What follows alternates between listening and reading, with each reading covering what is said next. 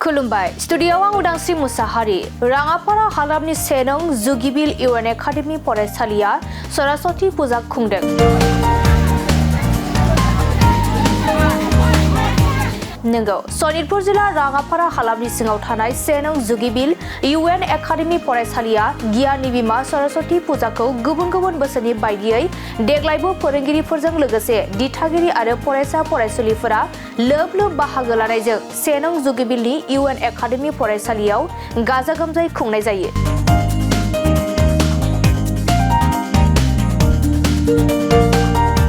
सेनं जुगिबिल U.N.Academy फरायसालिनि गोरायुं सिन्थु बसुमतारिया फोरमायनाय बायदिब्ला बिमा सरस्वती फुजाखौ फालिनायजों लोगोसे जानानै थांखांनाय स्कुल उइकआव देरहासार जानाय फरायसुला फरायसुलिफोरनो बान्था राननाय हाबाफारिखौबो लाफानाय जादों।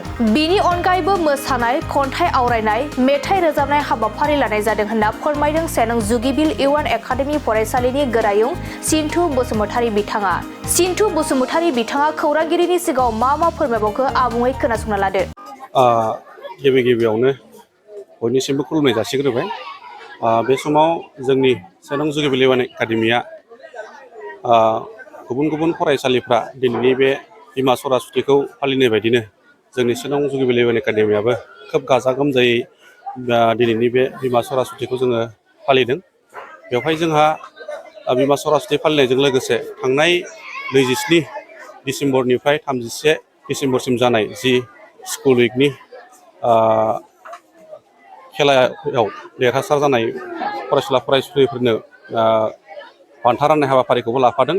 बेजों लोगोसे दिनै नैबे जोंहा सरस्वती फुजायावनो मोसानाय, खन्थाइ आवरायनाय आरो रोजाबनाय बेखौ जोङो लादों।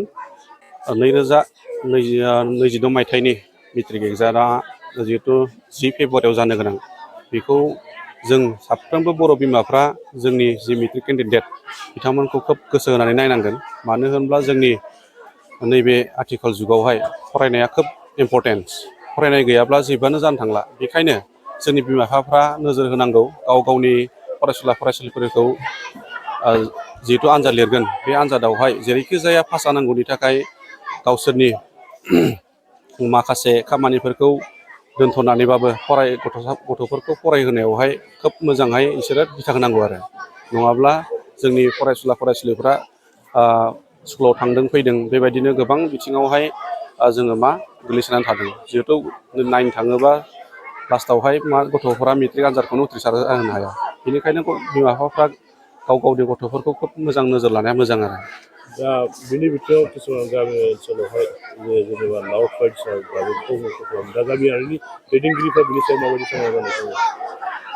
जों बयबो बर' हारियानो बेखौ बुजिनांगोन। जिहेतु मेट्रिक एग्जामा मोनसे साधारन एग्जाम नङा, बियो फरायसुला फरायसुलिनि 10 बोसोर फरायबोनायनि मोनसे बियो जांख्ला। बे जांख्लाखौ जोङो जेरैखि जाया पास जानांगौनि थाखाय गासैबो समाजनि जि बर' गामिफोर, बेफोर बर' गामिनि गासै गारजेनफोराहाय बा गासै रायजो राजाफ्रा बेखौ गाव गावनो बुजिलायनानै नैबे आनजाद खाथि समावहाय बेबायदि लाउड स्पिकार दामथिंनायफोरखौ एसे बन्द' खालामनानै होयोब्ला आंहा फोथायनाय दङ जोंनि फरायसुला फरायसुलिफ्रा खोब मोजाङै फरायनो हागोन आरो सुबिदाखौ मोनगोन फरायनो। मानास पाब्लिक स्कुला गुन गोनां सोलोंथाइ बोसोरनि नार्सारिनिफ्राय थाखो 9 सिम फरायसा फरायसुलिफोरनि गोदानै 2026-27 मायथाइनि गोदानै मुं थिसननायनि खाबुफोर होगासिनो दं। गुन गोनां सोलोंथाइ होनायजों लोगोसे तितागुरि मानास पाब्लिक स्कुलाव basic computer education, English speaking environment आरो मोजां सोलोंथाइ गोनां फोरोंगिरिफोर दं। फरायसा फरायसुलिफोरनि थाखाय सोलोंथाइ लानायजों गोबां मोजां खाबुफोर दं, जेरै यगानि खाबु आरो हिन्जावसा आरो हौवासाफोरनि थानायनि थाखाय सेपारेट हस्टेलनिबो खाबुफोर दं।